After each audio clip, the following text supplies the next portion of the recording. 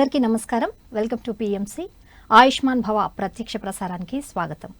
ఈరోజు ఆయుష్మాన్ భవాలో మనము థైరాయిడ్ సమస్యల గురించి మాట్లాడుకోబోతున్నాము. అసలు థైరాయిడ్ అంటే ఏంటి, ఇది ఎందుకు వస్తుంది, ఏ వయసు వారిలో వస్తుంది, దీనికి లక్షణాలు ఎలా ఉంటాయి, దీనికి ఫ్లవర్ థెరపీ ద్వారా చికిత్స మార్గాలు ఏంటి, వీటన్నిటి గురించి తెలియచేయడానికి ఈరోజు మనతో పాటు స్టూడియోలో ఉన్నారు ప్రముఖ ఫ్లవర్ థెరపిస్ట్ అజయ్ గారు. వారిని అడిగి మరిన్ని వివరాలను తెలుసుకుందాము. సార్ నమస్కారం. నమస్తే అండి. సార్, అసలు థైరాయిడ్ అంటే ఏంటి, అసలు ఇది ఎక్కడ ఉంటుందంటారు ఈ గ్రంథి? థైరాయిడ్ గ్లాండ్ అనేది మనకి ఒక బటర్ఫ్లై షేప్లోని ఈ మెడ భాగంలో ఉంటుందండి, థ్రోట్ ఏరియాలోని. ఇది అంటే చాలా యూజ్ఫుల్ గ్లాండ్. ఇదేంటంటే బాడీ యొక్క మెటబాలిజంని కంట్రోల్ చేస్తుంది. ఓకే. ఇవే ఇప్పుడు ప్రకృతిలో ఏ జీవికైనా కానీ రెస్ట్ ఉండాలి, యాక్టివిటీ ఉండాలి. ఇప్పుడు ఒక జింకే ఉంది, మెల్లిగా గడ్డి తింటా రిలాక్స్డ్గా ఉంది. ఒకసారి పులికి కనిపించింది, సడన్గా దానికి ఒక ఎనర్జీ రావాలి కదా. అదే పడుకున్నప్పుడు ఏదైనా పులి వచ్చింది అనుకోండి, ఒకసారి లెగిసి అడ్జస్ట్ అయ్యి వెళ్ళడానికి టైం పడుతుంది. అదే మార్నింగ్ టైంలో యాక్టివ్గా ఉండేటప్పుడు ఎనర్జీ పికప్ చేసుకోవడం చాలా ఈజీ. కాకపోతే బాడీకి రెస్ట్ కూడా అవసరం, ఎందుకంటే రికవరీకి. సో బాడీని ఎప్పుడు రెస్ట్ చేయాలి, ఎప్పుడు దానికి యాక్టివిటీ ఇవ్వాలి, ఏ సిస్టమ్కి ఎంత ఇవ్వాలి. అంటే ఇప్పుడు మనకి ఏదో బ్రీతింగ్ ప్రాబ్లం ఉందనుకోండి, మిగిలిన ఆర్గన్స్ అన్నిటికీ ఎనర్జీ తగ్గిపోయి ఓన్లీ లంగ్స్ మీదే ఫోకస్ వస్తుంది. అప్పుడు వేరే చోట చేతన ఉండదు. అలాగే కిడ్నీ ప్రాబ్లం ఏదైనా ఉంది, మొత్తం ఎనర్జీ అంతా కిడ్నీస్ వైపు డైవర్ట్ అయ్యి మిగిలిన దాంట్లో తగ్గుతుంది. అలాగే ఏదైనా దెబ్బ తగిలింది, అక్కడికి ఎనర్జీ, అంటే మీకు బాడీలో మొత్తం మెటబాలిక్ ఫంక్షనాలిటీని కంట్రోల్ చేయడానికి థైరాయిడ్ గ్లాండ్ అనేది పనిచేస్తుంది ఇన్ జనరల్. అంటే ఎంత ఫ్యాట్ ఉంచుకోవాలి, ఎంత బర్న్ చేయాలి, మజిల్కి ఎంత కన్వర్ట్ చేసుకోవాలి, బోన్కి ఎంత ఇవ్వాలి అనేది అంతా కూడా బాడీ యొక్క హోమియోస్టాసిస్ అంటాం. బేసికల్గా బాడీ మెటబాలిజంని మెయింటైన్ చేసేదానికి. దానికి బేసిక్ గ్లాండ్ థైరాయిడ్ గ్లాండ్ అనమాట. ఇందులోని మనకి జనరల్గా వచ్చేది ఏంటంటే T3, T4, TSH అని 3 ఆర్గన్స్, 3 హార్మోన్స్ మనం చూస్తుంటాం. అంటే మనకి టెస్ట్లో కూడా అవే వస్తుంటాయి. అందులో ఈ T3, T4 అనేది ఏంటంటే బాడీ మెటబాలిజంని పెంచి బ్యాలెన్స్లో ఉంచేవి అవి. TSH అనేది థైరాయిడ్ స్టిమ్యులేటింగ్ హార్మోన్ అంటాం. బేసికల్గా మనకి బ్రెయిన్లో ఉన్న పైనియల్ గ్లాండ్ నుంచి చిన్న మెసేజ్ వెళ్తుంది. సో ఇప్పుడు వర్క్ ఉంది అని చెప్పి TSH అనే థైరాయిడ్ స్టిమ్యులేట్ చేసే హార్మోన్ లైట్గా వస్తుంది.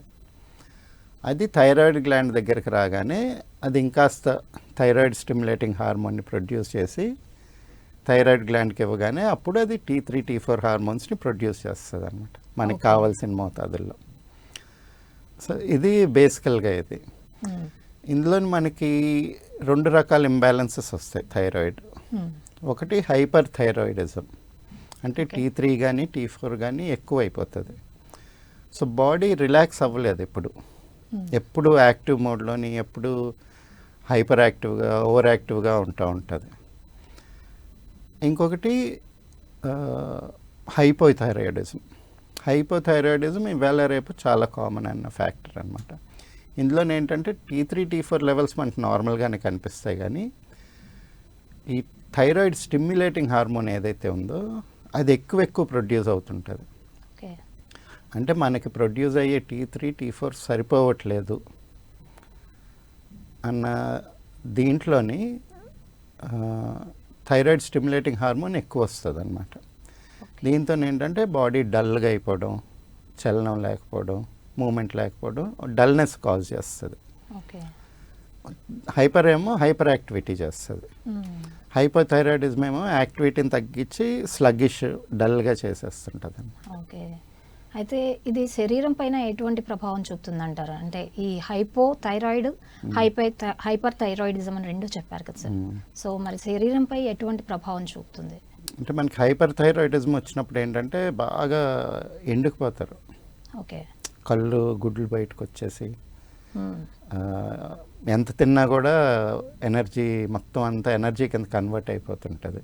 ఓకే, రెస్ట్ఫుల్గా ఒక చోట కూర్చోలేరు, హైపర్ యాక్టివ్గా ఇలా ఊగుతూ ఉంటారు అనమాట. వైబ్రేషన్ అంటే హై ఎనర్జీ, వెయిట్ లాస్ అవుతూ ఉంటారు, బాగా వెయిట్ లాస్ అవుతారు. ఫ్యాట్ అసలు పట్టుకోదు వాళ్ళకి, ఎందుకంటే ఏది తిన్నా కూడా మొత్తం అది ఎనర్జీ కింద కన్వర్ట్ అయిపోయి వెళ్ళిపోతుంటుంది బాడీలోంచి.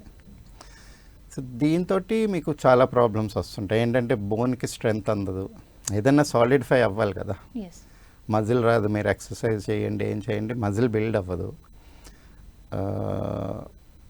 అసిడిటీ, ఓవర్ యాక్టివిటీ, స్టెబిలిటీ కూడా ఉండదు. ఎందుకంటే అల్టిమేట్గా ఇది మనకి మనస్సుకు సంబంధించింది కాబట్టి మానసికంగా ఆలోచన ఒక చోట ఉండదు. బటర్ఫ్లై లాగా అటు ఇటు అటు ఇటు అటు ఇటు అలా తిరుగుతూ ఉంటుంది అనమాట, ఒక చోట కూర్చోదు. దీంతో ఏంటంటే ప్రోటీన్ లాస్ ఇవన్నీ అసోసియేట్ చేసుకొని మీకు కిడ్నీస్ మీద ఎఫెక్ట్ చూసే ప్రభావం ఉంటుంది. ఓకే, ఇంటర్నల్ ఆర్గన్స్ పైన కూడా మనకి ప్రభావం డెఫినెట్గా చూపుతుంది. థైరాయిడ్ ఏదున్నా కానీ ఇంటర్నల్ ఆర్గన్స్ డిస్టర్బ్ అవుతాయి. ఓకే, అదే మీరు హైపోథైరాయిడిజం తీసుకుంటే సడన్గా లావ్ అయిపోతుంటారు, ఒళ్ళు పెరిగిపోతుంది, బాడీ అసలు ఎనర్జీ ప్రొడ్యూస్ చేసుకోదన్నమాట. ఏది తిన్నా కూడా ఏదైనా కూడా మొత్తం అంతా ఫ్యాట్ కిందో లేకపోతే మజిల్ కింద కన్వర్ట్ చేసుకొని బాడీ స్టోర్ చేసేస్తూ ఉంటుంది. ఒక హైబర్నేషన్ మోడ్లోని వెళ్ళిపోతుంటుంది అనమాట. మనకి బేసికల్గా థైరాయిడ్ గ్లాండ్ ఏంటంటే యాక్టివిటీని కంట్రోల్ చేస్తుంది కాబట్టి కొన్నిసార్లు సీజన్ బట్టి క్లైమేట్ బట్టి హైబర్నేషన్ మోడ్లోకి వెళ్తుంటాయి. సో ఈ హైబర్నేషన్ మోడ్ని యాక్టివేట్ చేస్తుంది. ఓకే, సో టీఎస్హెచ్ ఎక్కువ అవడం వల్ల ఏంటంటే లావ్ అవుతుంటారు, ఫేస్ కూడా మొత్తం కొంచెం ఉబ్బుతుంటుంది. దీంతో హార్మోనల్ యాక్టివిటీ లింకప్ అయి ఉంటుంది కాబట్టి కొంచెం మనకేంటి హార్మోనల్ ఫ్యాక్టర్స్ ఏదైతే ఉన్నాయో వాటన్నిటిలో కూడా చేంజెస్ వస్తుంటాయి అన్నమాట. Okay, okay sir. అయితే ఇప్పుడు మీరు హార్మోనల్ ఇంబ్యాలెన్సెస్ గురించి కూడా మాట్లాడారు కాబట్టి ఫర్టిలిటీకి సంబంధించింది కూడా ఏదైనా ఎఫెక్ట్ అయ్యే ఛాన్స్ ఉంటుందంటారా?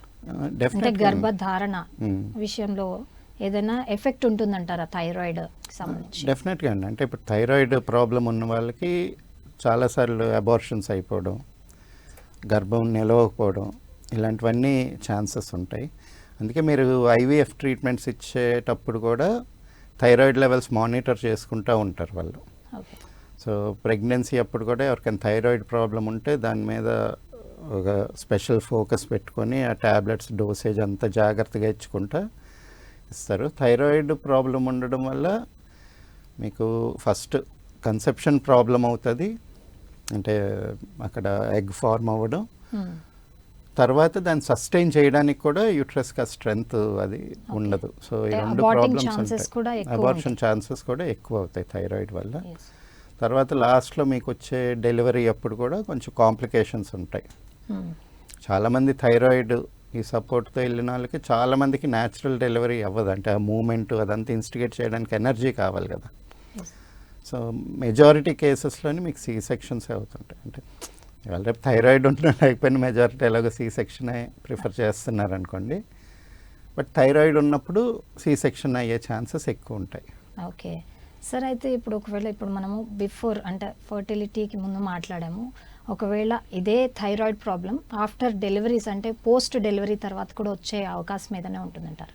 డెఫినెట్గా అండి. అంటే అందరికీ లేడీస్లో చాలామందికి పోస్ట్ డెలివరీ థైరాయిడ్ ప్రాబ్లం వస్తుంది. అంటే క్యారియింగ్ అప్పుడు కొంత థైరాయిడ్ ఇంబ్యాలెన్స్ అవుతుంటుంది. ఇవాళ రేపు చాలా వీక్ సిస్టమ్స్ ఉన్నాయి కాబట్టి చాలామందిలో చూస్తాం. కాకపోతే ఏంటంటే డెలివరీ అయిపోయిన తర్వాత ఏంటి యూట్రస్ ఈ సైజులో ఉండేది, ఈ సైజుకి వెళ్ళి బేబీని హోల్డ్ చేసుకొని అది వెళ్ళిపోయిన తర్వాత మళ్ళీ ఈ సైజుకి ష్రింక్ అవ్వాలి. సో అందుకని ఒక 3 months రెస్ట్ పీరియడ్ ఉంటుంది, where in the hormonal activity is very imbalanced అనమాట. ఆ టైంలోనే చూస్తాం చాలామందికి ఊరికే ఏడుపు రావడం, మూడ్ స్వింగ్స్ రావడం. ఎస్. సో మనకి ట్రెడిషనల్గా ఏంటంటే ప్రెగ్నెన్సీ తర్వాత అదే డెలివరీ తర్వాత ఒక 3 నెలలు 6 నెలలు చాలా జాగ్రత్తగా ఉండేవాళ్ళు తల్లులు. ఏంటి, ఆ బేబీతోనే ఉంచేవాళ్ళు. ఏ ఫుడ్ పడితే ఆ ఫుడ్ తినిచ్చేవాళ్ళు కాదు. ఫుడ్ విషయంలో చాలా జాగ్రత్తగా ఉండేవాళ్ళు. తల ఎప్పుడు కవర్ చేసుకోవడం. ఇంకొకటి ఏరియాలోని తడిగుడ్డ చుట్టి గట్టిగా చుట్టి, అంటే మీకు ఎక్స్పాండ్ అయిన యూట్రస్ని ష్రింక్ చేయడానికి సపోర్టింగ్ స్ట్రక్చర్స్ ఇచ్చేవాళ్ళు. ఇవన్నీ చేసుకునేవాళ్ళు అప్పుడు. ఇవాళ రేపు ఏంటంటే మీరు చూస్తే చాలామందిలో లైట్గా ఫ్లక్చుయేషన్ వస్తుంది. బట్ యూజువల్లీ 3 months లోపల అది నార్మల్గా న్యాచురల్గానే అది అడ్జస్ట్ అయిపోతుంది అనమాట. ఒకవేళ 3 months తర్వాత కూడా అవ్వనప్పుడు అప్పుడు మెడికల్ హెల్ప్కి వెళ్ళాల్సి ఉంటుంది. ఓకే. సరే, అయితే ఇంకొకటి, ఇప్పుడు ఇది కాకుండా దీర్ఘకాలికమైన రోగాలు వస్తుంటాయి, అంటే బీపీ కావచ్చు, డయాబెటీస్ కావచ్చు. సో దీనికి ఇది ఎలా ఇంటర్లింక్ అవుతుందంటారు? థైరాయిడ్కి డయాబెటీస్కి డైరెక్ట్ లింక్ అయితే చెప్పలేము. థైరాయిడ్ వచ్చిన వాళ్ళందరికీ డయాబెటీస్ వస్తుందని లేదు, కానీ థైరాయిడ్ వచ్చిన తర్వాత కొంత ట్యాబ్లెట్స్ అలా రెగ్యులర్ యూజ్ చేసేటప్పుడు డయాబెటీస్ వచ్చే ఛాన్సెస్ కొంచెం ఎక్కువ అవుతాయి. ఎందుకంటే జనరల్గానే మన లైఫ్ స్టైల్ మొత్తం మారిపోతుంది. హైపోథైరాయిడిజం ఉన్నప్పుడు ఒక సార్ట్ ఆఫ్ లెథార్జీ ఉంటుంది. బాడీ ఎక్సర్సైజ్ చేయలేరు. చేయాలని మనసులో అనుకుంటారు, నిద్రపోయినప్పుడు అలా చేయలేరు. లెగిసిన తర్వాత మీకు ఆ ఓపిక రాదు. సో జనరల్గానే మీకు యాక్టివిటీ పడిపోయినప్పుడు, అలాగే ఒబీస్ అవుతుంటారు. ఒబిసిటీ వల్ల, ఓవర్ వెయిట్ ఉండడం వల్ల, ఇవన్నీ అంటే అసోసియేటెడ్ కండిషన్స్ ఏవైతే ఉంటాయో. అలాగే నిద్ర పట్టదు సమంగా. ఈ అసోసియేటెడ్ కండిషన్స్ వల్ల మీకు బ్లడ్ ప్రెషర్ ఇంక్రీజ్ అయ్యే ఛాన్సెస్. ఎందుకంటే మీరు ఒబీస్ అవ్వగానే హార్ట్ ఎక్కువ పంప్ చేసుకోవాలి. అంటే జనరల్గా మన బాడీ సైజుకి అది బిల్డ్ అయి ఉంటుంది. దానికి ఒక 50% లేకపోతే డబుల్ అయిపోయామనుకోండి, ఎక్స్ట్రా ఎఫర్ట్ పెట్టుకోవాలి, స్ట్రగుల్ అవుతూ ఉంటుంది. అందుకని బీపీ పెరుగుతుంది. అలాగే బాడీలోని బ్లడ్ సప్లై చైన్ అంతా, గ్లూకోజ్ మెకానిజం, ఇవన్నీ కూడా డిస్టర్బ్ అవుతాయి. కాబట్టి బీపీ, డయాబెటీస్ వచ్చే ఛాన్సెస్ ఎక్కువ ఉంటాయి. కాకపోతే అది ఫ్యాక్టర్ కాదు. ఇవాళ రేపు చూసుకుంటే చాలామంది చెక్ చేసుకోగానే ఆఫ్టర్ 40+ చాలామందికి బీపీ, డయాబెటీస్ అనేది వస్తూనే ఉంది. కాబట్టి థైరాయిడ్ ప్రాబ్లం ఉండడం వల్ల ఆ ఛాన్సెస్ ఎక్కువ అవుతాయి అన్నమాట. ఓకే. సరే, అయితే ఇప్పుడు థైరాయిడ్కి సంబంధించి మాట్లాడుతున్నాము. దీనిలో క్యాన్సర్ లక్షణాలు, అంటే థైరాయిడ్ ఉన్న వాళ్ళకి క్యాన్సర్ లక్షణాలు దానికి ఇంటర్ రిలేటెడ్గా ఏదైనా ఉంటుందంటారా? థైరాయిడ్కి దానికి డైరెక్ట్ లింక్ ఉండదండి. కాకపోతే థైరాయిడ్ గ్లాండ్లో కూడా క్యాన్సర్స్ వస్తుంటాయి. ఓకే. థైరాయిడ్ గ్లాండ్ మనకి ఇంతకుముందు చూసేవాళ్ళు, గౌట్ అంటే ఐడైజ్ సాల్ట్ వాడాలి, అయోడైజ్డ్ అని చెప్పి బాగా అడ్వర్టైజింగ్ చేశారు. అప్పుడు నార్మల్ మన ఉప్పుని మార్చేసి అయోడైజ్ సాల్ట్ అమ్మడం మొదలుపెట్టారు. ఏంటి, అప్పుడు కొన్ని కేసెస్ ఎక్కడైతే ఐరన్ తక్కువ ఉంటుందో ప్రకృతిలో, వాళ్ళ దగ్గర గౌట్ అనే ప్రాబ్లం వచ్చేది. అంటే ఐరన్ మీకు థైరాయిడ్ సెక్రీషన్కి, క్రియేషన్కి అవసరం. సో అలాంటప్పుడు అది దొరకనప్పుడు ఆ గ్లాండ్ ఎక్కువ సెల్స్ని ప్రొడ్యూస్ చేసుకొని ఎన్లార్జ్ అయ్యి స్ట్రగుల్ అయ్యేది. అప్పుడు గౌట్ అని ఒక ప్రాబ్లం వచ్చేది. అంటే ఇలా స్వెల్ అయ్యేది గ్లాండ్ అంతా. సో దాంట్లోని ఆ సెల్స్కి ఏంటంటే ర్యాపిడ్ గ్రోత్, ఎక్స్పాన్షన్ ఛాన్స్ ఉంది. కాబట్టి అక్కడ కూడా మీకు క్యాన్సర్స్ వచ్చే ఛాన్సెస్ ఉంటాయన్నమాట. అంటే జనరల్గా ఇప్పుడు లేడీస్లో చూస్తాం బ్రెస్ట్ క్యాన్సర్ కామన్గా వస్తుంటుంది. ఎందుకంటే అక్కడ సెల్స్ గ్రో అయ్యే ఛాన్స్ ఎక్కువ ఉంటుంది. అలాగే యూట్రస్లోని, ఓవరీస్లోని క్యాన్సర్స్ చూస్తుంటాం. అలాగే థైరాయిడ్ గ్లాండ్లో కూడా ర్యాపిడ్ గ్రోత్, ర్యాపిడ్గా ఎన్లార్జ్ అవ్వడం, తగ్గడం, ఇలాంటి పారామీటర్స్ ఉంటాయి. కాబట్టి థైరాయిడ్ గ్లాండ్లో కూడా మీకు క్యాన్సర్స్ వచ్చే ఛాన్సెస్ ఉంటాయి అన్నమాట. ఓకే. ఒకవేళ ఒంట్లో ఎక్కడైనా క్యాన్సర్కి సంబంధించి లక్షణాలు కనిపిస్తే కూడా అది థైరాయిడ్ పైన ప్రభావం పడుతుందంటారా? అంటే ఆ గ్లాండ్లో కూడా ఎంటర్ అయ్యే ఛాన్స్ ఉంటుందంటారా? ఇందాకేమో మనం థైరాయిడ్లో క్యాన్సర్ గురించి మాట్లాడాం కదా సార్. ఇప్పుడు ఒంట్లో అంటే మన బాడీలో స్కిన్ క్యాన్సర్ అని, స్టమక్ అని ఇలాంటివన్నీ వస్తూ ఉంటాయి. సో అలాంటి ప్రభావం థైరాయిడ్ గ్లాండ్ పైన పడే అవకాశం ఉంటుంది? లేదండి. సెకండరీ ఇప్పుడు క్యాన్సర్ ఒక చోట వచ్చింది అనుకోండి, అది మళ్ళీ రెండో చోట రావాలి అంటే ఈ సెల్స్ అక్కడికి వెళ్ళి సెటిల్ అవ్వాలన్నమాట. ఓకే. సో మీకు సెకండరీ క్యాన్సర్స్ థైరాయిడ్ గ్లాండ్లో వచ్చే ఛాన్సెస్ చాలా తక్కువ. ఓకే. అంటే ప్రైమరీ సోర్సు థైరాయిడ్లో స్టార్ట్ అయితే అక్కడే ఉంటుంది, కానీ మీకు మెజారిటీగా సెకండరీ సోర్సెస్లో వచ్చేది ఏంటంటే లంగ్స్లోని, బ్రెయిన్, లింఫాటిక్స్. అదే ఒకవేళ యూట్రస్ క్యాన్సర్ అయితే మన పెల్విస్ రీజన్, ఇలాగ ఎక్కడైతే బ్లడ్ ఫ్లో సర్క్యులేషన్ అక్కడ ఎక్కువ ఉంటుందో అక్కడ వస్తుంది. కానీ థైరాయిడ్ గ్లాండ్కి అంత స్పెసిఫిక్గా క్యాన్సర్కి థైరాయిడ్ గ్లాండ్కి అంత లింక్ ఏం లేదు. ఓకే. ఓకే. సరే, అయితే దీనివల్ల హార్ట్ స్ట్రోక్స్కి కానీ, అంటే కిడ్నీ రిలేటెడ్ ప్రాబ్లమ్స్ కానీ, అంటే ఇంటర్నల్ ఆర్గన్స్ పైన దీని ప్రభావం ఎంతవరకు ఉంటుందంటారు? అంటే బేసికల్గా మన థైరాయిడ్ గ్లాండ్ అనేది మన బాడీ మెటబాలిజం మొత్తం కంట్రోల్ చేస్తుంది. సో డెఫినెట్గా ఇంటర్నల్ ఆర్గన్స్ మీద ఉంటుంది. అంటే ఎనర్జీ డిస్ట్రిబ్యూషన్ కరెక్ట్గా ఉండాలి కదా. ఇప్పుడు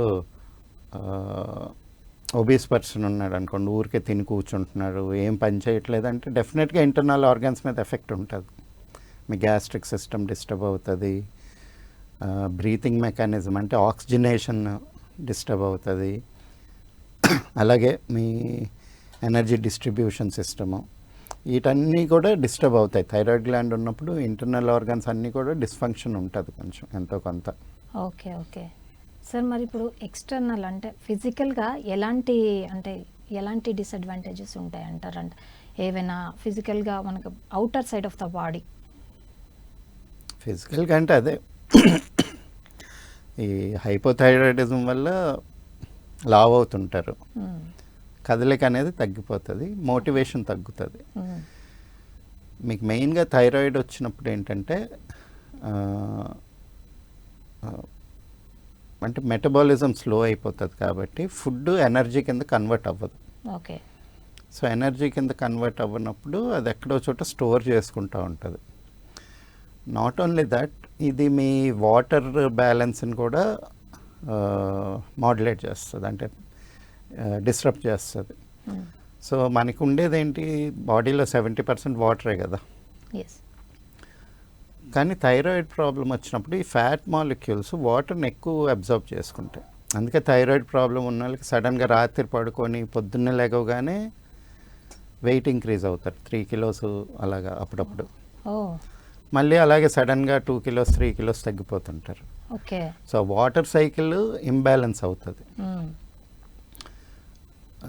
దాంతో ఏంటంటే కొంచెం బొద్దుగా వెయిట్ పుట్ ఆన్ అవ్వడం, ఎస్పెషలీ చేతుల కింద సడన్గా, అంటే ఎక్కడైతే మజిల్ ఉందో మజిల్ చుట్టూతో ఫ్యాట్ ఎక్కువైపోతుంటుంది.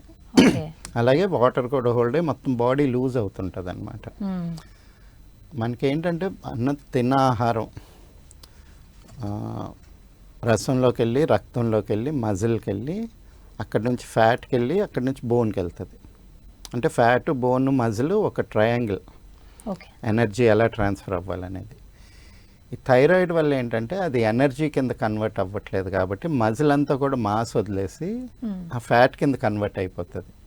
దీంతో మీకు బోన్ డెన్సిటీ పడిపోతుంది, ఆస్టియోపోరోసిస్ వచ్చే ఛాన్సెస్ ఎక్కువ ఉంటాయి తర్వాత. అంటే లూజ్ బోన్, అంటే వీక్ బోన్స్ హోల్డ్ చేయడానికి కూడా మనకి ఏది అవ్వదంటారా, వస్తువులు కానీ ఏవైనా? అది తర్వాత, అంటే బాగా క్రిటికల్ కేసెస్లో చాలా ప్రోగ్రెస్ అయిన తర్వాత అది కూడా అవుతుందండి. ఓకే. ఓకే. సరే, అయితే ఇప్పుడు కంటి చూపు సమస్య, అంటే దీనివల్ల ఏదైనా కంటి చూపు మందగించడం కావచ్చు, జుట్టు రాలడం కావచ్చు, ఇందాక మీరు చెప్పారు మొహంలో వాపులు వస్తాయని చెప్పి, అలా దీనికి కూడా ఏదైనా అవకాశం ఉంటుందంటారా?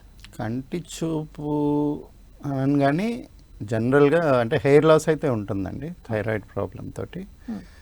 ఎందుకంటే మీ థైరాయిడ్ గ్లాండ్, మీ హార్మోనల్ సిస్టమ్ రెండు ఇంటర్లింక్డ్.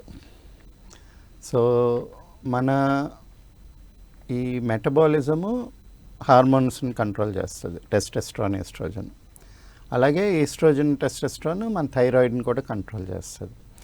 అందుకే ఇందాకలా అనుకున్నాం కదా, ఏంటి ప్రెగ్నెన్సీ టైంలో అవుతుంటుందా, లేకపోతే ఇది ప్రెగ్నెన్సీని డిస్టర్బ్ చేస్తుందా, పోస్ట్ డెలివరీ పోస్ట్ నేటల్ టైంలో ఇది అవుతుందా అంటే ఈ హార్మోనల్ సిస్టమ్కి దీనికి ఒక చాలా క్లోజ్ లింక్ ఉంది. ఓకే. మన హార్మోనల్ సిస్టమే మన హెయిర్ని కంట్రోల్ చేస్తుంది. సో ఎస్పెషలీ లేడీస్లో థైరాయిడ్ ప్రాబ్లం ఉన్న వాళ్ళందరూ హెయిర్ లాస్ ఫేస్ చేస్తారు. మా దగ్గరికి వచ్చే పేషెంట్స్ని కూడా చూస్తుంటాం కదా, చాలామందికి హెయిర్ లాస్ వస్తూ ఉంటుంది. దానివల్ల కూడా వర్రీ అవుతుంటారు, ఎందుకంటే లేడీస్కి అది చాలా ఇంపార్టెంట్. సో థైరాయిడ్ ప్రాబ్లం ఉన్నప్పుడు డెఫినెట్గా మీకు హెయిర్ లాస్ అనేది ఉంటుందండి. ఓకే. సరే, అయితే ఈ థైరాయిడ్ సమస్యలు పిల్లల్లో కూడా వస్తుందంటారా? ఒకవేళ వస్తే ఏ ఏజ్ వాళ్ళలో వస్తుందంటారు? ఏజ్ ఫ్యాక్టర్ అంటూ లేదు. జనరల్గా ఏంటంటే మీకు ఒకసారి మెచ్యూర్ అయిన తర్వాత, పెద్ద మనుషులు అయిన తర్వాత ఏదైతే హార్మోనల్ ఇంబ్యాలెన్స్ ఉంటుందో దాంతో మీకు థైరాయిడ్ ఫ్లక్చుయేషన్స్ అనేది ఎక్కువ కనిపిస్తుంటాయి. బట్ ఒక ఏజ్ అంటూ లేదు. మేము చూసిన వాళ్ళు 3 years అప్పుడు పిల్లలకి థైరాయిడ్ ప్రాబ్లం వచ్చిన వాళ్ళని చూసాము. 6 years 5 years వాళ్ళల్లో చూసాము. అట్ ద సేమ్ టైం అప్పుడే మెచ్యూర్ అయిన వాళ్ళని కొంతమందిలో చూసాము. మెజారిటీగా ఏంటంటే ఈ mid-30s, అంటే ఇవాళ రేపు లేట్ ప్రెగ్నెన్సీస్ లేట్ డెలివరీస్ అవుతున్నాయి, వాళ్ళలో ఎక్కువ నోటీస్ చేసాము. బట్ జనరల్గానే ఫీమేల్స్లోని మీకు హార్మోనల్ హెల్త్ బ్యాలెన్స్ కరెక్ట్గా ఉండట్లేదు కాబట్టి చాలామందిలో mid-30sలోని స్టార్ట్ అవుతుంటుంది. అంటే థైరాయిడ్ మేము నోటీస్ చేసింది mid-30s అని ఎందుకంటామంటే యాక్చువల్గా చూసుకుంటే ఒక 20-25 years బ్యాక్ థైరాయిడ్ అనేది లేదు, చాలా రేర్, ఎక్కడ మనకి చూసేవాళ్ళం కాదు. సో ఈ లాస్ట్ 20-30 yearsలోనే కనిపిస్తుంది కాబట్టి ఇప్పుడు ఆల్రెడీ జనరల్గా 30 yearsలో ఉన్న వాళ్ళు ఆ ఏజ్లో ఎప్పుడైతే మన ఫుడ్ మన లైఫ్ స్టైల్ ఒక 20 ఏళ్ళ క్రితం ఏవైతే మారినాయో ఆ మార్పుకి సంకేతంగా ఇప్పుడు అప్పుడు పుట్టిన వాళ్ళని ఇప్పుడు చూస్తున్నాం అనమాట మనం చాలామందిలో అనేది. సో అసలు ఈ థైరాయిడ్ రావడానికి ప్రధాన కారణాలు ఏంటంటారు? అదే ఇందాక చెప్పినట్టు ఒక 20 years బ్యాక్ థైరాయిడ్ అనేది చాలా రేర్గా ఉండేది. కొంతమంది పిల్లల్లో హైపర్ థైరాయిడిజం చూసేవాళ్ళం, కానీ హైపర్ థైరాయిడిజం చాలా రేర్, ఎక్కడో రేర్గా తగిలేది. అది ఇంత కామన్ అయిపోవడానికి ఏంటంటే మనకి మెయిన్గా ఒక 20 years బ్యాక్ మారింది ఏంటంటే మన లైఫ్ స్టైల్ మారింది. టీవీ ఎప్పుడైతే వచ్చిందో చాలా మార్పులు వచ్చినాయి. అలాగే మన డైట్ మారింది, మనం ఏ ఆహారం తింటున్నాం, ఏది యాక్సెస్లోకి వచ్చింది అనేది. మూడోది మన ట్రీట్మెంట్ పద్ధతి అనేది మారిపోయింది. మెడిసిన్ అనేది చాలా యాక్సెసిబుల్ అయిపోయింది. ఒకప్పుడు ఎంతో క్రిటికల్గా ఉంటే కానీ హాస్పిటల్కి వెళ్ళేవాళ్ళు కాదు, డాక్టర్ దగ్గరికి వెళ్ళినా కానీ ఏదో ఉంటే కానీ పాలిక్లినిక్స్ ఏవో రికమెండ్ చేసేవాళ్ళు కాదు. ఇప్పుడు మెడిసిన్ యాక్సెస్ చాలా, నాకు తెలిసి ఏదైనా పల్లెటూరులో మెడికల్ షాప్స్ ఉండేవి కాదు. టౌన్కి వెళ్ళినా సిటీకి వెళ్ళినా కానీ ఒకటో రెండో ఎక్కడో లిమిటెడ్గా ఉండేవి, కానీ ఇప్పుడు ఏంటి ప్రతి వీధికి 2-3 చూస్తున్నాం. సో ఇంకొకటి 4వది ఏంటంటే మన సైకలాజికల్ ఫ్యాక్టర్స్, స్ట్రెస్ కానీ, అంటే మన సైకాలజీ కూడా మారింది. సో ఈ ఫ్యాక్టర్స్ అన్నిటి వల్ల మనకి ఇప్పుడు థైరాయిడ్ అనేది ఎక్కువ అవ్వడం మనం నోటీస్ చేస్తున్నాం. ఇందులో ఫస్ట్ తీసుకుంటే ఏంటంటే ఫుడ్ అండి. ఓకే. అప్పటికి ఇప్పటికి ఫుడ్ చాలా మారిపోయింది. అప్పుడు ఏంటి అగ్రికల్చర్ బేస్డ్ ఫుడ్ అంతా, ఇప్పుడు industry based food. Industry based food అంటే బేసిక్ ఎగ్జాంపుల్ తీసుకుంటే మీకు థైరాయిడ్కి one of the biggest reasons ఏం చెప్తామంటే పౌల్ట్రీ, అంటే ఈ చికెన్ ఎగ్ ఎవరైతే ఎక్కువ తింటుంటారో. ఎందుకంటే పౌల్ట్రీ అనేది ఇండస్ట్రీ కింద మారిపోయింది. ఒక చాలా స్టెరాయిడ్స్, ఈ హార్మోనల్ యాక్టివిటీ చాలా డిస్టర్బ్ చేస్తుంటుంది. సో మీ బాడీలో హార్మోనల్ సిస్టమ్ ఇంబ్యాలెన్స్ అయినప్పుడు అది థైరాయిడ్ గ్లాండ్ని ఊరికే స్టిమ్యులేట్ చేస్తూ ఉంటుంది, థైరాయిడ్ గ్లాండ్ని డిస్టర్బ్ చేస్తుంది, అది ఇంబ్యాలెన్స్ అయిపోతుంది. తర్వాత వచ్చేది మనకి ప్యాకేజ్డ్ చిప్స్ కానీ, ఇప్పుడు అందరు వెజిటేరియన్ అంటారు కానీ వాళ్ళు తినే చిప్స్లోని వాటన్నిటిలోని యానిమల్ ఫ్యాట్ వాడతారని ఎవరు నోటీస్ చేయరు. ఎందుకంటే వాళ్ళకి ఆ ఫ్లేవరింగ్ ఏజెంట్స్, ప్రిజర్వేటివ్ ఏజెంట్స్కి వాళ్ళకి చీప్ సోర్స్ తోటి డాల్డా, యానిమల్ ఫ్యాట్ ఇవన్నీ వాడి వాళ్ళు ఫుడ్ ఈ మీకు ఈ ప్యాకేజ్డ్ ఫుడ్ ఏదైతే ఉందో అదంతా హార్మోనల్ డిస్ట్రప్టర్స్ అవి. ఇంకొకటి రిఫైన్డ్ ఆయిల్ వాడడం మొదలుపెట్టాం ఒక 20 ఏళ్ళ క్రితం నుంచి. రిఫైన్డ్ ఆయిల్ చాలా హెల్దీ, తింటే మీకు అమెరికన్ ఫ్యాట్ ఏంటి హార్ట్ అసోసియేషన్ వాళ్ళు ఎండోర్స్ చేశారు. అదంతా కూడా ఒక ఫాల్సిఫైడ్ రీసెర్చ్ని పట్టుకొని పుష్ చేసిన ఆస్పెక్ట్ అది. మీకు ఇప్పుడు సన్ఫ్లవర్ ఆయిల్ అంటున్నారు కానీ మనకి అంత సన్ఫ్లవర్ మనం పెంచం, ఎక్కడో కానీ కనిపించదు. సన్ఫ్లవర్ ఇంపోర్ట్ చేసుకోం. ఇంపోర్ట్ చేసుకోకుండా పెంచకుండా ఎంత అంటే ఇన్ని కోట్ల మందికి నెల నెల అంత ఆయిల్ ఎక్కడి నుంచి వస్తుంది? అది వాడు 150 రూపాయలకి ఎలాగిస్తున్నారు లీటర్. అంటే అందులో ఏదో కల్తీ జరుగుతుంది. మేజర్గా ఏంటంటే మీకు కాటన్ ఆయిల్ కానీ సోయా ఆయిల్ కానీ ఈజియెస్ట్ సోర్సెస్. ఈ రెండు కూడా మీకు హార్మోనల్ డిస్ట్రప్టర్స్. సో ఇవి మేజర్ ఫ్యాక్టర్స్. అది కాకుండా రోజు పాలు తాగండి, గుడ్లు తినండి ఇలాగ చెప్పి టీవీలోని అడ్వర్టైజ్మెంట్లు ఇచ్చి, సో ఈ జంక్ ఫుడ్ ఏదైతే ఉందో బయటకు వెళ్తాయి చైనీస్ నూడిల్స్. అప్పుడు నూడిల్స్ కూడా గోధుమ డైరెక్ట్ తినొచ్చు కదా, లేదు అది ప్యాకేజ్ చేసి అంత ఇచ్చేసి. సో ఏదైతే ఈ స్ట్రీట్ ఫుడ్, ఈజీ ఫుడ్ ఎక్కువైపోయిందో ఇవన్నీ కూడా హార్మోనల్ డిస్ట్రప్టర్స్ ఉంటాయి. వీటిని డైజెస్ట్ చేసుకోవడానికి విపరీతమైన అగ్ని కావాలి, యాక్టివిటీ కావాలి. ఇప్పుడు రోడ్ సైడ్ ఉంటారు, వాళ్ళు రోజు అదే జంక్ ఫుడ్ తింటారు, ఏది పడితే అది తింటారు, కానీ వాళ్ళకి రాదు. ఎందుకంటే వాళ్ళ రెసిస్టెన్స్ అంత ఉంటుంది, వాళ్ళు చేసే పని అలాగే ఉంటుంది. ఇంట్లో పడుకొని హ్యాపీగా రిలాక్స్డ్గా పిజ్జా తింటే ప్రాబ్లం వస్తుంది. రోడ్డు వైపు ఏ చెత్త తిను, రోడ్లో ఉన్నప్పుడు ఫిజికల్ యాక్టివిటీ అనేది చాలా ఇంపార్టెంట్. అది మనకి వచ్చేది సెకండ్ లైఫ్ స్టైల్ ఇంబ్యాలెన్స్. ఏంటి, ఒకటి మనం చాలా ఈ హార్మోనల్ డిస్ట్రప్టర్స్ వాడుతున్నాం. రెండోది మన యాక్టివిటీ, ఎక్సర్సైజ్ అనేది 70 to 80% పడిపోయింది డే టు డే యాక్టివిటీలో. ఎక్కడికైనా వెళ్ళాలన్నా కానీ కార్లో కూర్చొని వెళ్ళిపోతున్నాం, క్యాబ్, స్కూటరు. ఇంతకుముందు అంటే ఎక్కడికైనా వెళ్ళాలంటే బస్ స్టాండ్ దాకా నడిచి అక్కడ ఎక్కి అక్కడ బస్ దొరకకపోతే వీలుంటే దగ్గర ప్లేసెస్ కూడా నడుచుకుంటూ కూడా వెళ్ళేవాళ్ళు. ఇప్పుడు ఏంటంటే అమ్మో ఎండ వచ్చేసింది, వర్షం పడుతుంది, అంటే డిఫరెంట్ రీజన్స్. అంటే యాక్సెసిబిలిటీ పెరిగిపోయింది. ఇప్పుడంతా కొంతమంది అంటారు, అరే మా ఇంట్లో పని అంతా నేనే చేసుకుంటానండి, నాకు ఎక్సర్సైజ్ సరిపోతుంది కదా అని. ఇంతకుముందు చేసే పని వేరు. ఇప్పుడు గారెలు వేసుకోవాలనుకోండి, రాత్రే పప్పు అంతా నానబెట్టి అది పెట్టి రుబ్బితే ఒక అరగంటకి అయ్యేది అది. ఇప్పుడు బటన్ నొక్కుతున్నారు, అది పని అవుతుంది కానీ ఇది పని అవ్వదు కదా. ఇల్లు శుభ్రం చేసుకోవడం, దీని అంతటి కూడా మెయిడ్స్ ఉంటున్నారు. అంటే అంత ఈజీ అయిపోయింది యాక్సెస్.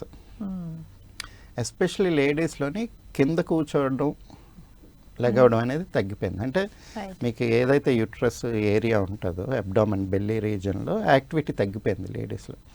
ఇంతకుముందు పొయ్యి కింద ఉండేది, అంత కిందే ఉండేది. ఏదైనా కాయగూరలు, అప్పుడు బల్లలు లేవా, కానీ అన్నీ కింద కూర్చొని చేసుకునేవాళ్ళు. కాయగూరలు తెచ్చి కడిగి కూర్చొని కట్ చేసి మళ్ళీ లేచి మళ్ళీ. సో పొయ్యి అనేది కింద పెట్టుకునేవాళ్ళు.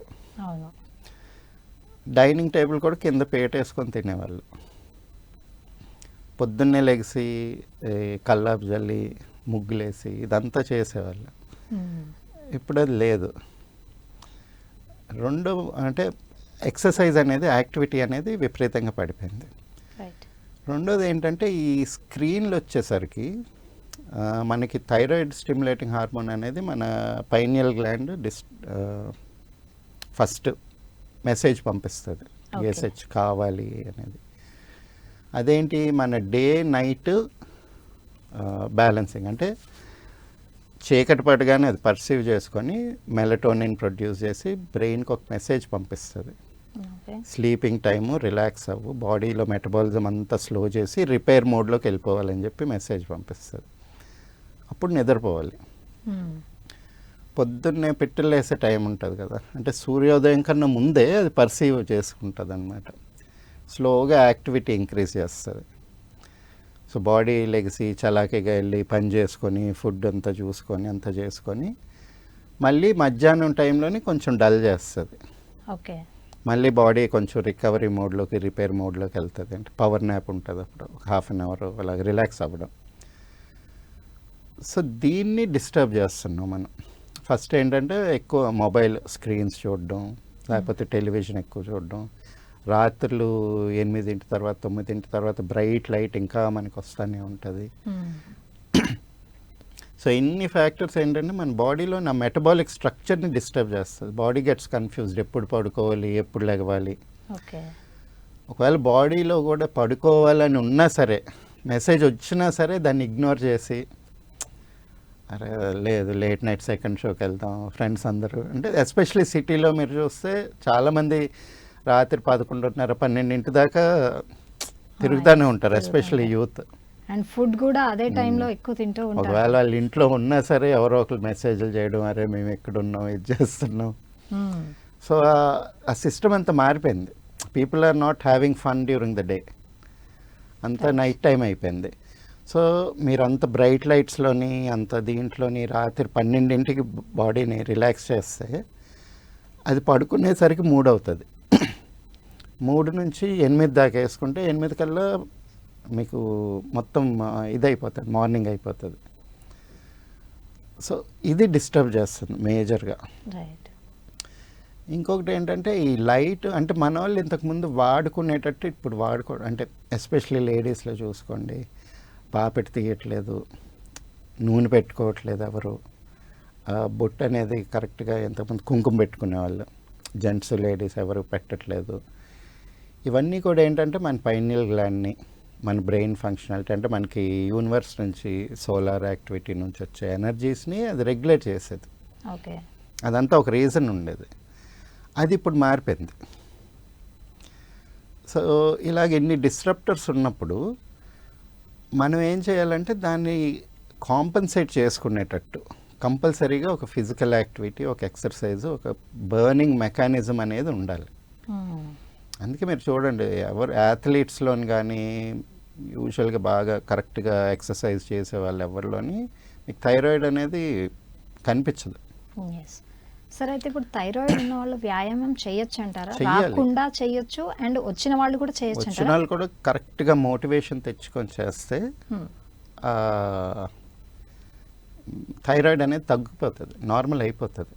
ఓకే. వాళ్ళకి అవసరం లేదు. అంటే కొంతమంది పేషెంట్స్ వస్తారు, వాళ్ళంతా లైఫ్ స్టైల్ అంతా బాగానే ఉంటుంది, అయినా కానీ థైరాయిడ్ వాడుతుంటారు. వాళ్ళకి అదే సజెషన్ ఇస్తాం, మీరు మా మెడిసిన్ కూడా తీసుకోవద్దు, జస్ట్ ఒక నెల ఆపేసి చూడండి ఏమవుతుంది. ఎందుకంటే ఎప్పుడో స్ట్రెస్లో ఉన్నప్పుడు లేకపోతే హార్మోనల్ ఇంబ్యాలెన్స్ ఉన్నప్పుడు థైరాయిడ్ ఇంబ్యాలెన్స్ రావడం నార్మల్. ఆ టైంలో మెజర్ చేసి దాని బేసిస్ మీద రెగ్యులర్గా మీరు మెడిసిన్ తీసుకోవడం అనవసరం. ఎందుకంటే థైరాయిడ్ అనేది ఫ్లక్చుయేట్ అవుతుంటుంది ప్రతి ఒక్కరిలోని. ఎప్పుడైతే మనం బయట నుంచి థైరోనోమ్ ట్యాబ్లెట్స్ ఇవ్వడం మొదలు పెడతామో అది ఒకటి బ్యాలెన్స్ చేసుకొని దానికి అడాప్ట్ అయిపోతుంది బాడీ. దాన్ని మళ్ళీ బ్రేక్ చేసి మళ్ళీ నార్మల్సీకి తీసుకొని రావాలన్నమాట. సో ఎక్సర్సైజ్ అనేది ఒక చాలా ఇంపార్టెంట్ ఫ్యాక్టర్. ఇక థైరాయిడ్ అనేది మనం రాకుండా ఉండడానికి, వచ్చినాక తగ్గించుకోవడానికి. ఓకే. ఇంకా 3వ ఫ్యాక్టర్ అనేది మనకి మెడిసిన్స్ అండి. మాకు చాలా హై అమౌంట్ ఆఫ్ కేసెస్ ఈ కరోనా తర్వాత వచ్చినాయి.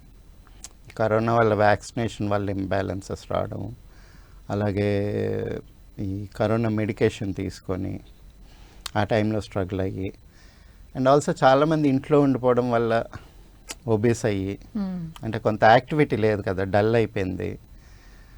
దీనివల్ల ఎక్కువ స్క్రీన్ చూడడం, అలాగా కూర్చొని ఏం చేయలేక నెట్ఫ్లిక్స్ సబ్స్క్రిప్షన్స్ చాలా పెరిగినాయి ఆ టైంలో. ఫిజికల్ యాక్టివిటీ చేయకుండా అలాగా టీవీ చూస్తూ ఉండేవాళ్ళు రోజంతా. సో ఇవన్నీ కూడా మీకు ఎమోషన్ని కూడా డిస్టర్బ్ చేస్తాయి. సో ఈ మెడికేషన్ కూడా మనకి, ఎందుకంటే లింఫాటిక్స్ థైరాయిడ్ గ్లాండ్ ఇక్కడ ఎక్కువ ఉంటాయి అన్నమాట, నెక్ రీజన్లో 2 ఇంటర్లింక్డ్ ఉంటాయి. ఎప్పుడైతే ఎక్కువ డిసీజ్ రావడం, ఎక్కువ మెడిసిన్ వాడడం, ఎక్కువ యాంటీబయాటిక్స్ వాడడం, లేకపోతే ఈ వ్యాక్సినేషన్స్, వీటన్నిటి వల్ల మీకు థైరాయిడ్ గ్లాండ్ డిస్టర్బ్ అయ్యే ఛాన్సెస్ ఎక్కువ ఉంటాయి. దీంతో కూడా థైరాయిడ్ వచ్చే ఛాన్సెస్ ఉంటాయి అన్నమాట. ఓకే. సార్ మరి ఇప్పుడు ఆహారపు అలవాట్లు, ఒకవేళ థైరాయిడ్ ఉన్నవాళ్ళు ఏం తినాలంటారు, ఏం అవాయిడ్ చేయాలంటారు? ఏదన్నా కానీ రూల్ ఆఫ్ థంబ్ మేము చెప్పేది ఏంటంటే, మన పూర్వీకులు ఏం తినేవాళ్ళో అది తింటే మనకి ప్రాబ్లం ఉండదు. మెయిన్గా ఇప్పుడు థైరాయిడ్ ప్రాబ్లం వచ్చిన వాళ్ళు అవాయిడ్ చేయాల్సింది ఏంటంటే అయోడైజ్డ్ సాల్ట్. అయోడైజ్డ్ సాల్ట్ అనేది ప్రకృతిలో ఉండదు, అదొక కల్పితం. ఎక్కడో రేర్గా ఉన్న కేసెస్, ఇప్పుడు గౌట్ అప్పుడు చాలామందికి వచ్చింది, దానివల్ల అయోడైజ్ సాల్ట్ వాడాలని చెప్పి టీవీలో అడ్వర్టైజ్మెంట్లు ఇచ్చి భయపెట్టారు. కానీ మీరు ఎవరన్నా చూసారా ఒక మనిషిని అన్న అంటే ఇది స్వెల్ అయిపోయి మొత్తం ఇంత లంప్లాగా ఉన్న వాళ్ళని? చాలా రేర్ అది. ఆ రేరిటీని ఒక అడ్వర్టైజ్మెంట్ క్యాంపెయిన్ తోటి వీళ్ళందరూ ఉప్పు కాస్ట్లీగా అమ్ముకోవడానికి చేసిన క్యాంపెయిన్ అది. తో సముద్రం ఉప్పు, కల్లుప్పు అంటాం కదా, అది తీసుకోవడం మంచిది. రెండోది హార్మోనల్ డిస్ట్రప్టర్స్, జంక్ ఫుడ్ మొత్తం మానేయాలి. అంటే చికెను, ఎగ్, చీజు, బయట నూడిల్స్, ఈ కలర్ వాడుతుంటారు అన్నిట్లో, రెడ్గా ఫుడ్ కలరింగ్ ఏజెంట్స్ ఉన్నవి, అవి మంచిది కాదు. పసుపు, కారం పొడి కూడా మనకి తెలిసిన దగ్గర కొట్టించుకోవడం చాలా మంచిది, కానీ ఇప్పుడు పాసిబుల్ కాదు ఇవాళ రేపు అంతమందికి. రిఫైన్డ్ ఆయిల్ అనేది మానేయాలండి. మనం ఎప్పుడైనా కానీ మనకు గానుగలో ఆడించుకున్న నూనె బెస్ట్. అందులోని మన క్లైమేట్కి ఏంటంటే కొంచెం నువ్వుల నూనె అయితే మంచిది, కావాల్సినంత వేడి ఉంటుంది, మరి అలాగని ఆవ నూనెలాగా అంత వేడి కూడా చేయదు. ఎక్కువ తీగ కాసే కాయగూరలు తీసుకోవాలంటే, అంటే బీరకాయ, సొరకాయ, పొట్లకాయ, ఆనపకాయ ఇలాంటివి ఉంటాయి కదా, ఇవి ఎక్కువ తింటూ ఉండాలి. రైసే తినాలి. మిల్లెట్స్ కూడా మన క్లైమేట్కి మనకి పడేది ఏంటంటే జొన్నలు, రాగులు పడతాయి, రైస్ పడుతుంది. ఇది కాకుండా వేరే ఏమైనా ఎక్స్పెరిమెంట్స్ చేసిన వాళ్ళు కూడా థైరాయిడ్ ఎక్కువ అవడం మేము నోటీస్ చేసాం. అంటే ఇప్పుడు సజ్జలు, ఊదలు, సాములు ఇవన్నీ అరిగించుకోవడానికి మీకు ఎనర్జీ కావాలి. అంటే కొండ ప్రాంతాల్లో ఉండేవాళ్ళు, బాగా కష్టపడి పనిచేసే వాళ్ళు తింటే అరుగుతుంది. మనం ఇంట్లో కూర్చొని ఎక్సర్సైజ్ లేకుండా ఇది హెల్దీ అని చెప్పి తింటే సరిపోతుంది. హెల్త్ అనేది మెయింటైన్ చేసుకోవాలి, దానికి ఎక్సర్సైజ్, వ్యాయామమే బెస్ట్. నేను ఇది తింటున్నాను కాబట్టి హెల్త్ అనేది రాదు. సార్ ఒకవేళ మిల్లెట్స్ కన్జ్యూమ్ చేయాలి అనుకుంటే అంటే దాన్ని ఒక మోతాదులో కన్జ్యూమ్ చేసినా కూడా కుదురుతుందంటారా? ఓకేనా? మనకి బేసికల్గా మిల్లెట్స్ అనేవి ఒకప్పుడు వరన్నం దొరకలేదు కాబట్టి, వరన్నం రేరిటీ కాబట్టి జొన్నలు, రాగులు, సజ్జలు అక్కడ ఏది దొరికితే అది తినేవాళ్ళు. మీకు అన్నం కన్నా అది రుచి ఉండదు, అన్నం కన్నా అది తేలిగ్గా అరగదు. ఇప్పుడు అదే కదా, అది కూడా ఒక టెలివిజన్. ఇప్పుడు అయోడైజ్డ్ సాల్ట్ ఎలాగో ఇప్పుడు వచ్చే మిల్లెట్స్ కూడా అంతే. It's a result of advertising. First ఏంటి, అన్నం మంచిది కాదు, గోధుమలు తినండి, గోధుమ మంచిది, గోధుమలు తింటే సన్నపడిపోతారు, గోధుమ తింటే హెల్త్ బాగుంటుంది, షుగర్ రాదు, అంత బోల్డ్ ప్రోపగాండా జరిగింది. ఎంతవరకు జరిగిందంటే గోధుమలు ఎక్కువ తినడం వల్ల హెల్త్ ప్రాబ్లమ్స్ వస్తున్నాయని చెప్పి జనాలందరికీ 90% జనాలకి హెల్త్ పాడైపోయిన తర్వాత ఇప్పుడు మంచిది కాదు, అందులో గ్లూటెన్ ఉంటుంది, హోల్ గ్రెయిన్ తీసుకోండి, మైదా మంచిది కాదని ఇప్పుడు వస్తుంది. అలాగే ఇప్పుడు మిల్లెట్స్ మీద, మునగాకు మీద అంత ఈ ఫ్యాడ్స్ అండి, ఇదంతా ఏంటంటే ఫ్యాన్సీ. ఇప్పుడు మీ ఏరియాలో, మీ పొలంలో మీరు పండించుకున్నది ఏదన్నా మీరు తినొచ్చు, కానీ ఎవరూ పండించట్లేదు, ఎవరు అది అరిగించుకునే అంత పని చేయట్లేదు. మిల్లెట్స్ అంటే మనకి తేలిగ్గా అరిగేది ఏంటంటే జొన్నలు, రాగులు అరుగుతాయి. రాగులు అయితే వైట్ రైస్తో కలిపి వండుకుంటే మనకి ఒక అదే టెంపరేచర్లో ఉడుకుతుంది కాబట్టి ఈజీగా డైజెస్టబుల్. అది లేని పక్షంలో జొన్నలు తినొచ్చు, మంచిదే. బట్ అన్నిటికన్నా మంచిది ఏంటంటే రైస్ కానీ బ్రౌన్ రైస్. మీరు ఇంకా అందులో ఎక్స్పెరిమెంటేషన్ చేయాలనుకుంటే అది సేఫ్, దాంతో ప్రాబ్లం ఉండదు. పల్సెస్ అన్నీ కూడా మనం తీసుకోవచ్చు. బట్ మిల్లెట్స్ ఏమన్నా తినాలంటే make sure that you have enough work. అంటే దాన్ని అరిగించుకునే అంత పని చేస్తున్నాను అన్నప్పుడు తీసుకోండి, మామూలుగా అయితే తీసుకోవద్దు. Okay okay right sir. మరి ఇప్పుడు ఈ థైరాయిడ్కి చికిత్సా విధానం ఎలా ఉంటుంది? ఫ్లవర్ థెరపీలో ఎలాంటి చికిత్సా విధానాలు ఉంటాయి? మా కాన్సెప్ట్ ఏంటంటే healing life, not just the body. So ఇప్పుడు థైరాయిడ్ ప్రాబ్లం వచ్చింది అంటే మనకంతా కూడా ఆ గ్లాండ్ వల్ల వచ్చే ఇంబ్యాలెన్స్లోని బ్యాలెన్స్ చేయడానికి ఆ కెమికల్ ఇస్తాం. అదొక్కటే ఎగ్జిస్టింగ్ సిస్టమ్. మేమేంటంటే రూట్ కాజ్లోకి వెళ్తాం. ఇప్పుడు థైరాయిడ్ గ్లాండ్ ఫంక్షన్ చేయట్లేదు, ఆ డిస్ఫంక్షన్కి కారణాలు ఏంటి, ఆ కారణాన్ని ఎలాగ సరి చేసుకోవాలని చూసినప్పుడు మనకి లాంగ్ టర్మ్ సొల్యూషన్, క్యూర్ అనేది దొరుకుతుంది. ఇప్పుడు థైరాయిడ్ గ్లాండ్ ఫంక్షన్ కానీ మెటబాలిజం కానీ ఏదైనా కూడా మనకి కెమికల్ ఆస్పెక్ట్లో మనం చూడలేం. అంటే ఇప్పుడు మనకి ఎలా చెప్తారంటే మన ఎగ్జిస్టెన్స్ డిఫరెంట్ కోశాలలో ఎక్స్ప్లెయిన్ చేస్తారు. ఓకే. ఫస్ట్ ఏంటి, అన్నమయ కోసం అంటే ఫిజికల్ గ్రాస్ బాడీ. దీనిలోనే జరిగేవన్నీ కెమికల్ యాక్టివిటీస్. అన్నం తింటే అరిగి రసంగా మారడం, డయాబెటీస్ ఒకవేళ షుగర్ లెవెల్స్ పెరిగితే ఇన్సులిన్ బయట నుంచి ఇచ్చామంటే ఇన్సులిన్ అది కట్ చేయడం. సో ఏదైతే జరిగే chemical activity, gross physical activity మన బాడీ, అంటే ఇప్పుడు ఏదైనా స్వెల్లింగ్ వచ్చింది, ఆపరేషన్లు, శస్త్రచికిత్స, అలోపతి, ఇదంతా కూడా మన అన్నమయ కోసం మీద పనిచేస్తుంది. దానిపైన మనోమయ కోసం అని ఉంటుంది. ఓకే. అంటే మన ఎమోషనల్ బాడీ, అది కొన్ని డిస్టర్బెన్సెస్ క్రియేట్ చేస్తుంది. ఇప్పుడు ఎమోషన్లోనే ఎక్కువ అగ్రెషను, లేకపోతే అంటే ఈ యాంగ్జైటీ ఉందనుకోండి, యాంగ్జైటీ వల్ల లివర్ డిస్టర్బ్ అయ్యి అసిడిటీ వస్తుంది. దీంతో మైగ్రేన్స్, గ్యాస్ట్రిక్ ప్రాబ్లం వస్తుంది. మీరు ఫిజికల్గా అన్నమయ కోశంలో పెప్టిన్ ఏదో ట్యాబ్లెట్స్ వేసి అసిడిటీని తగ్గించవచ్చు, కానీ ఆ అసిడిటీ టెండెన్సీని మీరు తగ్గించలేరు అన్లెస్ అండ్ అంటే యాంగ్జైటీని కంట్రోల్ చేస్తే తప్పితే. ఓకే. అలాగే లోపల ఏదన్నా భీతి, ఒక గాబరా ఉందనుకోండి, కిడ్నీస్ డిస్టర్బ్ అవుతాయి. సో అన్లెస్ అండ్ అంటే మీరు ఆ ఎమోషన్ని తీసేస్తే తప్పితే కిడ్నీస్ కంప్లీట్గా రిపేర్ అవ్వవు. దానిపైన విజ్ఞానమయ కోశం ఉంటుంది. విజ్ఞానమయ కోశం అనేది ఇవి మెటబాలిక్ యాక్టివిటీస్. మన ప్యాంక్రియాస్ ఇన్సులిన్ని ప్రొడ్యూస్ చేయాలి, లివర్ గ్లూకోజ్ ఇంతే పంపించాలి, thyroid gland body metabolism regulate చేయడానికి థైరాయిడ్ ప్రొడ్యూస్ చేయాలి, పీనియల్ గ్లాండ్ దాన్ని స్టిమ్యులేట్ చేయాలి. ఇదంతా బాడీ మెకానిజమ్స్, ఎవరు చెప్పరు. ఇప్పుడు ఇక్కడ గోర్లో ఉండేదానికి అదే జీన్ ఉంటుంది, మన థైరాయిడ్ గ్లాండ్లో ఉన్న సెల్కి అదే జీన్, అంతా ఒక జెనెటిక్ మెటీరియల్ నుంచి వచ్చిన వాళ్ళమే కదా. కానీ ఇక్కడ ఎక్స్ప్రెషన్ డిఫరెంట్గా ఉంటుంది, ఇక్కడ ఎక్స్ప్రెషన్ డిఫరెంట్గా ఉంటుంది. ఇప్పుడు ఎగ్జిస్టింగ్ సిస్టంలో మీకు ఒకసారి థైరాయిడ్ ప్రాబ్లం వస్తే జీవితాంతం అది సెట్ అవ్వదు. కానీ మన థైరాయిడ్ గ్లాండ్లో ఉన్న సెల్స్ ఎప్పుడు పర్మనెంట్గా ఉండిపోవు కదా. అవును. ప్రతి 3 నెలలకో 6 నెలలకో అవి మారుతూ ఉంటాయి, కొత్త సెల్స్ వస్తూ ఉంటాయి, కొత్త సెల్స్ వస్తాయి. మరి పాత సెల్ ఒకే ఫంక్షన్ చేయలేదు, మరి వచ్చే కొత్త సెల్ ఎందుకు ఫంక్షన్ చేయట్లేదు? Why is it not producing the thyroid? Why is the pituitary not stimulating the thyroid gland? ఇదంతా ఏంటంటే మనకి ఎక్స్ప్లెయిన్ చేయడానికి, మనకి ఆయుర్వేదంలోని, యోగాలోని, వేదాల్లోని ఈ బాడీ సిస్టమ్ని, మెటబాలిజంని, బాడీ ఫంక్షనాలిటీని కరెక్ట్గా ఎక్స్ప్లెయిన్ చేయడానికి చక్రాలు, నాడులు, అందులో ప్రాణాయామం చెప్పారు. ఈ ప్రాణాయామాన్ని వాడుకొని ఋషులు మొత్తం బాడీని స్టాప్ చేయగలిగే వాళ్ళు.